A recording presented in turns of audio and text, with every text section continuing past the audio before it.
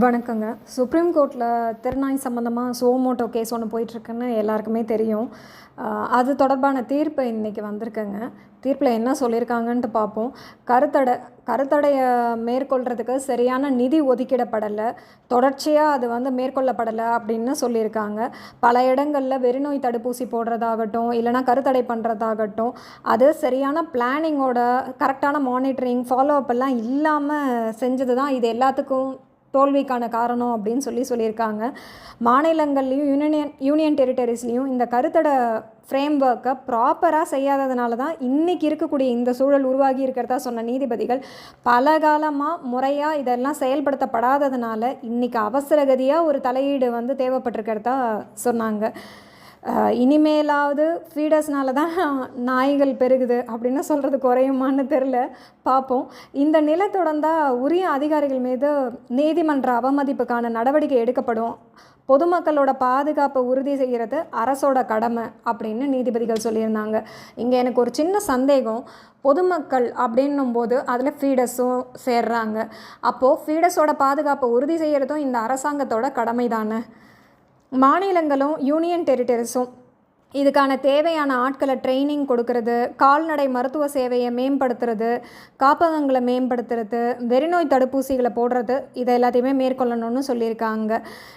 இதில் முக்கியமாக சொல்லணுன்னா கால்நடை மருத்துவ சேவை இது மேம்படுத்தப்படுமா அப்படிங்கிறது தெரியல. மேலே காப்பகங்களை மேம்படுத்துறது, காப்பகங்கள் எங்கெங்கே இருக்குதுன்னே தெரியல, அதுக்கு மேலே தான் மேம்படுத்துவது. ஓகே, ஒவ்வொரு டிஸ்ட்ரிக்ட்டுக்கும் குறைஞ்சபட்சம் ஒரு கருத்தடை மையமாவது அமைக்கணும். திறனாய்கள் அதிகமாக இருக்கிற இடத்துல கூடுதலான கருத்தடை மையங்கள் அமைக்கணும் அப்படின்னு சொல்லியிருக்காங்க. இது எல்லா டிஸ்ட்ரிக்ட்டுக்கும் வரணும் அப்படிங்கிறது தான் எல்லா ஃபீடர்ஸோட எதிர்பார்ப்பும் கூட.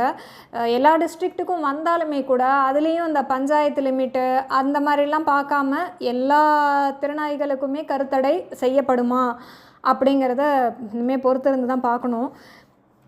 NHAI ஹைவேஸில் இருக்கக்கூடிய கால்நடைகள், அதாவது அதில் திறனாய்கள் ஆகட்டும், ஆடுகள் மாடுகள் எல்லாமே தான் சேர்ந்து அதை NHAI அந்தந்த மாநில அரசோடு இணைஞ்சும் அங்கே இருக்கக்கூடிய அனிமல் வெல்ஃபேர் ஆர்கனைசேஷன்ஸோடு சேர்ந்தும் அதுக்காக தனியாக வடிவமைக்கப்பட்ட வண்டிகள் இது பண்ணி அதில் அவங்களோட உதவியோட சேஃபாக அவங்கள அங்கேருந்து அகற்றப்படணும்.